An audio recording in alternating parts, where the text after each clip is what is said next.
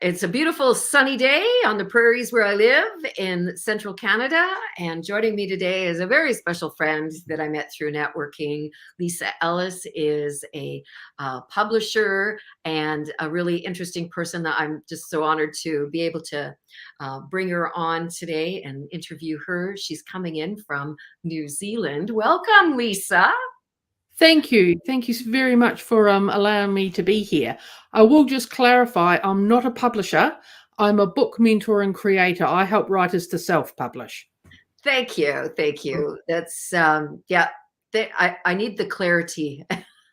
So Yes, my apologies. it's an Yeah. easy thing to get a little tripped up on. A lot of people seem to think I'm a publisher, but that's quite different from what I do, which is publishing services. And you know what? And I know that too. And it just Mm. kind of slipped out that way. Yeah, But okay, sure yeah, thing. thank Yeah. you. So Leesa helps aspiring thought leaders and change makers to self-publish their amazing books so they can get recognized as the go-to authority in their field and grow their business. It helps to raise their prices and make a difference in the world. So she helps them create a book as a lead generation tool and a funnel to their one-on-one coaching, their group programs, their masterminds, and so on. And Leesa, as we were talking before coming on, my question was, so you've always been a professional woman, a career woman, and when did the self-publishing, the mentoring come in? Why are you so passionate about people writing their own book? Well, I spent the first part of my career, I spent about 5 years working as a graphic designer in the print industry. And then I was looking for another position and I contacted a local publishing house. We had one in Christchurch, New Zealand, where I was living. And it wasn't quite the right time for him. He said, I'd love to hire someone like you, but it's just not the right time. 2 months later, he asked me to come in to do some temporary work.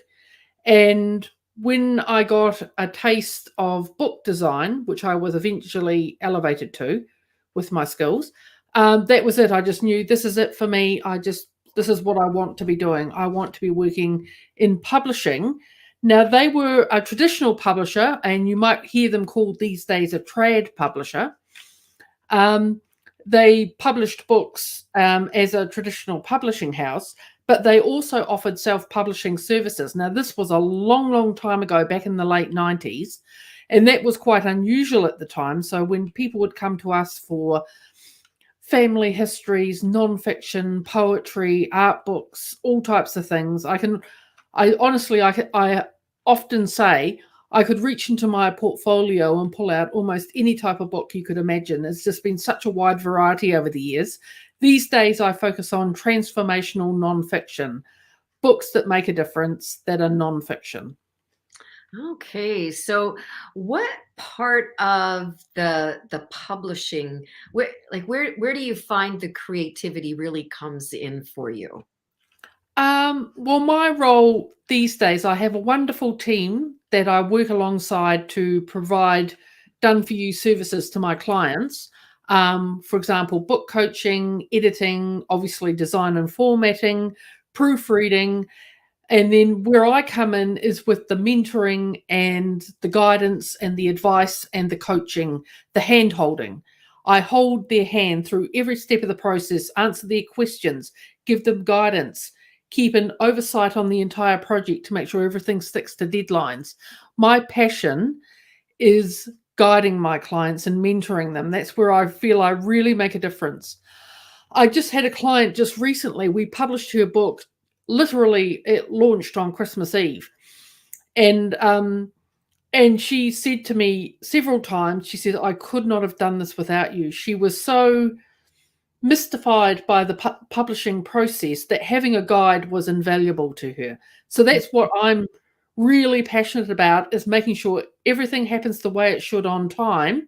But more than that, it's working one-on-one with my clients to make sure they feel fully supported throughout the whole process. Mhm. I've looked at the self-publishing myself, and maybe down the road I might. But Mm. because I studied it, it's like I'm still like, there's a lot to this. What are some of the mistakes that people make when they are doing their self-publishing?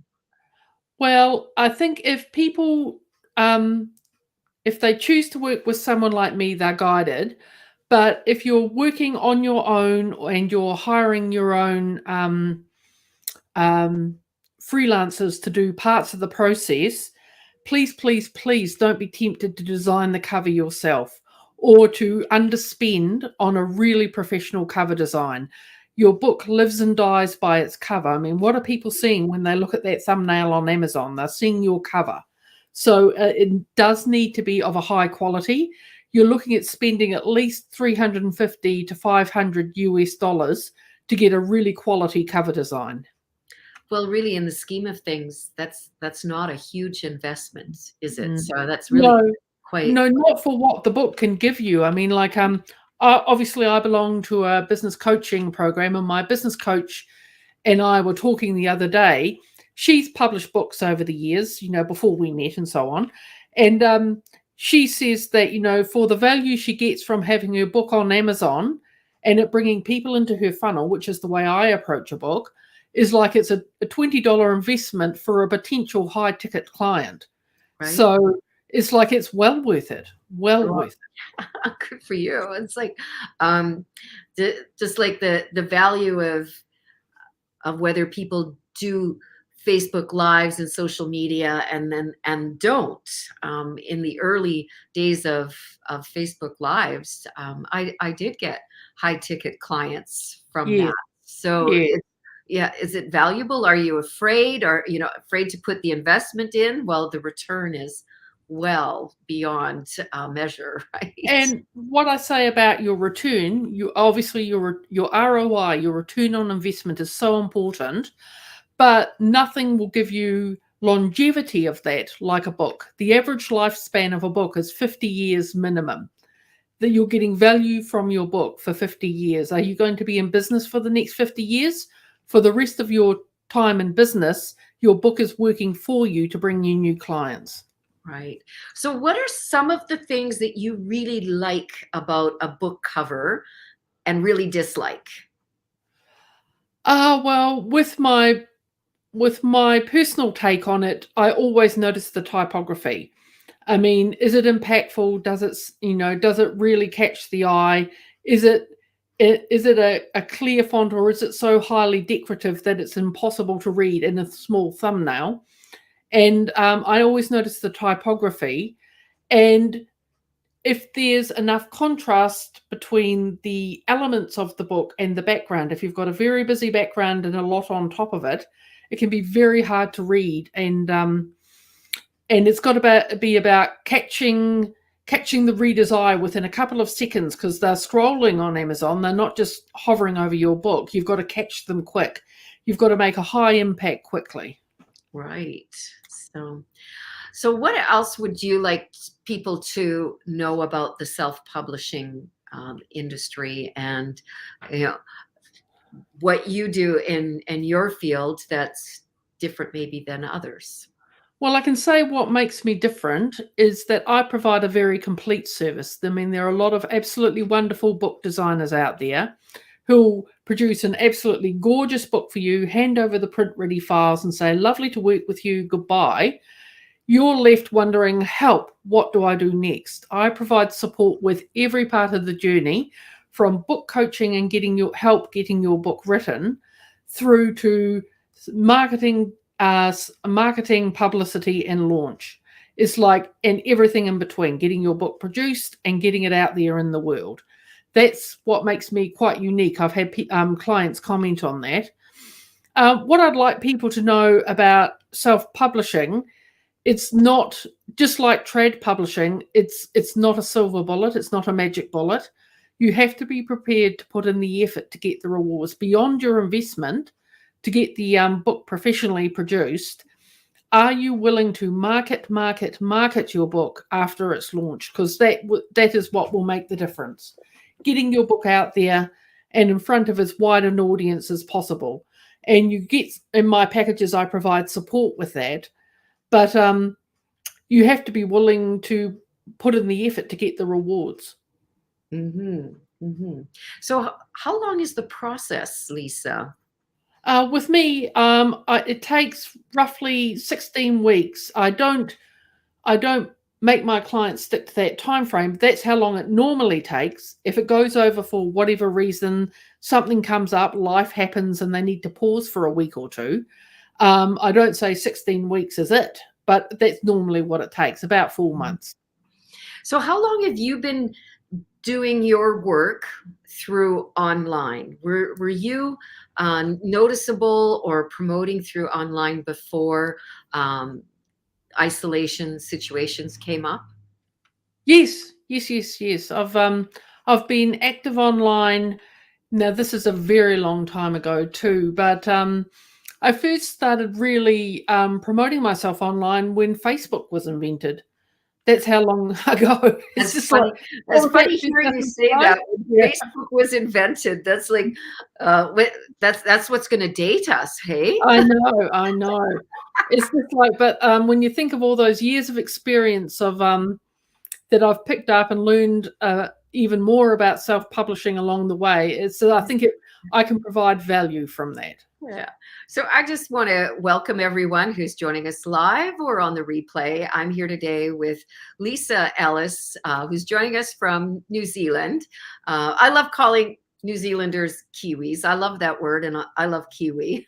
So welcome, welcome to you. And if you have a book in you, if you're considering self-publishing, Leesa is an expert mentor for people who are self-publishing. So thank you so much for joining us live. And Leesa, you also have a special little offer or an opt-in for people. Do you want to talk about that?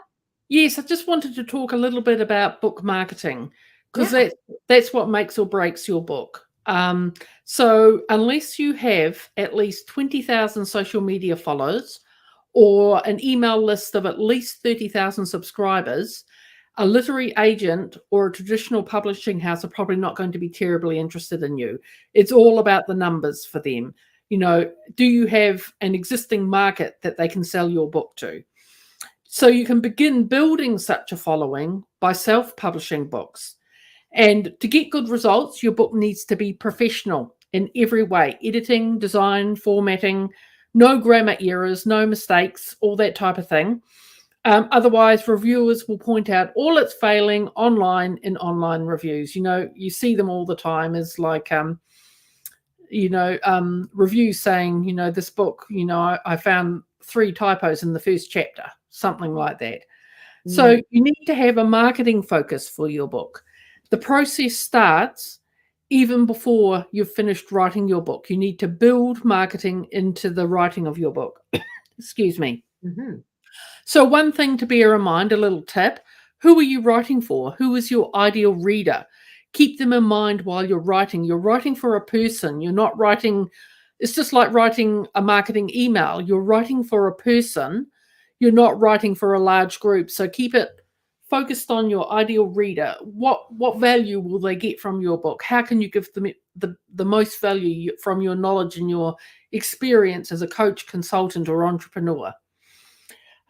So your real return on investment, as Laurel mentioned in the introduction, your ROI comes probably not from book sales. And I always say that I hate to sound harsh, but you're probably not going to sell tens of thousands of copies of your book. But you use the book as a lead generation tool and a marketing tool. It's the best one that I know for marketing, for the reasons that we've been talking about on this conversation. So people read your book and they say, wow, I love what this person has to say. How can I work with them? I want to learn more. And that's where you lead them into your sales pipeline for one-to-one coaching, your mastermind, your group coaching program, your online course, and so on. And I can give a little case study here. My client, Emma, she produced a book she's a physical therapist and a highly experienced one.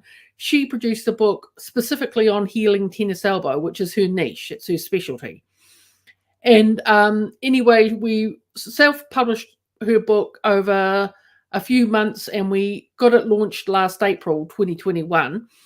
And but what Emma did was she had already in the process been leveraging her book by building an online course to have the book lead into. That was the book was the lead magnet, the sales funnel that led to her online course, and it was successful. She did so well from her online course that she was able to take her husband on a romantic holiday to Hawaii from all her earnings. It was like she was very pleased, and the course continues to sell. So if you've got unique knowledge, it's like put it in a book, and have a course or something on the back end that you can lead your readers into. Well, I love what you do, and I absolutely encourage people to do it too.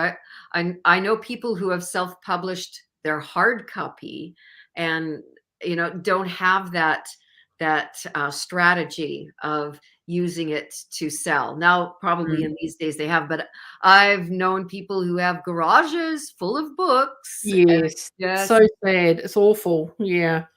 yeah, That was very common, because like the average print run to get a book printed, you're probably looking at minimum 500 and most likely 1,000 copies as a starting point to get a printing firm interested. right. And this is in the days before Amazon. But if you're doing a bulk run, for economies of scale, because you do get a higher profit margin with a bulk run. But it's like, wow, you've got to invest like what, $10,000-$20,000 to get it to fill up your garage, and then you've got to sell them. So Right. it can be very hard. Yeah. I do know people who had theirs printed in China. The Yes. price point being super, Most common super. place to get books printed, and it's absolutely the cheapest. Yeah. So lots of. Do you have any stories about garages and books? Well, it's actually a reverse story, because it was actually when I was working for someone in my role as a book designer and formatter back in the early days. And this gentleman produced a book that's actually in my portfolio now. It's a beautiful book of photographs of the Banks Peninsula region of the South Island of New Zealand, a particular place called Akaroa, and another town which I actually lived in for 5 years called Littleton. It's a harbour town.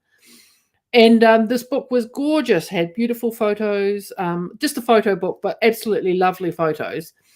And he ordered 1,000 copies. He sold them in about 2 months, which was exceptional, and he was disappointed. He said they took a long time to sell. And I'm thinking, no, they actually sold really quickly. You did extremely well. So he says, I might do a second print run if they sell a bit faster. But it's just like... There's so many directions that book publishing can go in. I had a friend too that's a world traveler, photographed spiritual locations around the world, and when the books end up in place, and he was published, but he also by a publisher, but he also had right to publish his own. But Costco still sold them way less than he could. And that is a real, as we say in New Zealand, a trick for young players. Is like, I have a client who produced a lovely, and we made a beautiful little book about Archangel Michael, which is her specialty as a spiritual practitioner. It was lovely with hand-painted illustrations, absolutely gorgeous little gift book. And she particularly wanted a hardback. And at that time, Amazon weren't offering hardbacks. They do now, and you can get your book printed as a hardback through Amazon. At that time, we went with another printing firm, but that printing firm only sold to a wholesale market, people like Barnes and Noble, Walmart, the book retailers. Well, what ended up happening was Amazon bought the book and undercut her on her own pricing. They're selling it through the Amazon store, and it's way less than she could sell it for. And it's just like, because they've got the buying power. Well, this is it. I have another author friend who's done many books and self-published, and the ones that she put on Amazon, I forget all the details around it, but the gist of it is that on certain holidays, her book wasn't available for sale. Oh, really? So just different strategies. Yeah, it was like the book was missing. you know, Yeah. so different things like that. So yeah, there's a lot to be aware of, like giving away your copyrights, like that's something that working with a mentor like Leesa would be so aware of, what you're giving up through the process, or what you don't have to, but you sure want to Well, be aware of. that's another thing to avoid. I mean, I know it's an additional investment, but please, I would really encourage people to buy their own ISBN and not use the free one you get from Amazon. It's a whole murky minefield of then who is the publisher of the book. Is it you or is it Amazon? Because the ISBN is logged against their name. So it's just like I encourage all my clients. I don't work with them otherwise, quite frankly, because I just wouldn't want to be responsible for the heartbreak if anything were to go wrong. Mm, So I part of my packages is that you get an ISBN for the print and hardback edition. okay. Well, really great awareness and really great advice. So, how can people get a hold of you, Leesa? What would let's talk about how to connect with Leesa, where you'd like them to go. Okay, well, you were seeing the link for my book marketing report. That's a 19-page downloadable PDF with lots and lots of tips for every part of the book marketing process from before the book's written until 6 months after it's written. And then there's a cheat sheet for 12 tactics you can use after 6 months after your book is launched and things are starting to die down a little. How can you keep it alive? So there's lots of good tips in there. Another thing is that if you do want to talk about your specific book, if you've got queries, if you've got questions, and if you're wanting to talk to me on a 30-minute Zoom call, I offer a free clarity call, which is and I haven't provided the link to you, Laurel. I'm sorry Oh, about that. I okay, should have that's done that. okay. If you can put it in there, or otherwise we just put it in the feed afterwards. So that's fab. Yes, I'll add it to the comments below this. If you want a clarity call, I even treat you to a free Starbucks coffee so that you can bring along to Woohoo! the meeting. I'm in. Mocha soy Vindi Grande latte or whatever it Oh, is. Yeah. I know. I am such a coffee snob too. It's like long shot Americano, tall Uh, extra room. okay. So, okay. So, thank you so much, Leesa, for your wisdom, your guidance today. And so, those of you who are watching live or on the replay, connect with Leesa for your self publishing questions. And, Leesa, I want to ask you, what is a book that had really great impact in your life? Well, it's actually one I read really recently. There were lots of books that had a huge effect on my life that I can remember from childhood, from my teenage years.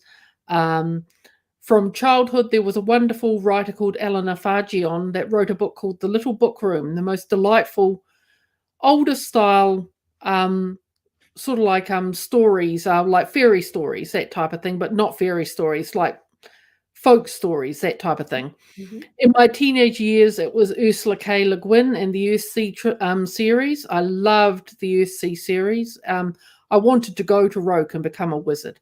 So The I'm sorry, the what series? Earthsea, Ursula K. Le Guin. Oh, okay, okay. You're into all the And fan. then in my 20s, a book that really stands out for me was The Woman's Room by Marilyn French. That really blew my mind at the time. But the book that's had the most impact on me recently is I only read it a few months ago, and it's actually a couple of years old now, and that was Atomic Habits by James Clear. I'm always interested in learning about productivity and ways to be more productive, and habits are so key to that. What got me about this book, and literally my jaw was hanging open and I was just goggling at the book, was read the first chapter, the introduction to and his story of why he does what he does. It's just like it absolutely literally blew my mind right Okay, between the eyes, right tell between the eyes. tell me the name of the book again. Atomic Habits. Oh, okay. Yes, I have. Yes, I have the book. Actually, I did a whole study group was involved with that around that. Yes. So fabulous, fabulous. I gave that one as gifts too to clients because Yes, yes. I've gifted it to quite a few people. It's just a magnificent book. Wonderful. And so whether people who know you are watching or not, what is something about you, Leesa, that people wouldn't otherwise know about you? Um, gosh, I had um, for about 10 years, up until about 3 or 4 years ago, I had a co-vocation as a spiritual practitioner. Now, all my friends know this, and it's not something they don't know about me, but I'm still actively involved in reading the cards for myself. I read the cards, but I don't do it professionally. Only if someone deliberately seeks me out, if they feel they come across me and they think I've got to connect with Leesa. But beyond that, it's just for me, and it's something I'd never give up. Um, my Uh, friends aren't always so understanding about it, but it's just a huge part of who I am, actually. Yeah. well, I love that story. I love the tarot also. Mm. I loved discovering the personalities in each of the different decks, and it's like, am I just imagining this? But I, it's true. I'm not so much of a tarot reader these days. For me, I even created my own deck of angel oracle cards back in 2012. Um, and it's like I'm very much interested in oracles, what's called Sibylla, playing card reading, that type of thing. There's a deck, I even wrote a book about it called the Magyar Kártya, and it's Hungarian fortune telling cards. Oh, that's so interesting. Would you please type that in so I could, Oh, sure, no problem. yeah, It's type called that in because I've not Fortune heard about Telling that. I with come Magyar Yeah, I come Kártya. from a line of gypsies, and I know gypsies along the way, and they have all these different ways that they read. But what you just explained was really fascinating. Magyar Kártya are Hungarian gypsy fortune telling cards. I just fell madly in love with them with the first time I ever saw them, and I just knew this is the deck. If there's one deck in my life, this is it. So that's the one that has the most Oh, one resonance for deck. me. I'm sorry. I'm sorry. I am laughing at your pronunciation. That was to me. It sounded like something else you said, and I was. Americans and Canadians quite often say that to me. What's a patio, Leesa? Where do you go and sit out the front of your house? And I'll say, Okay.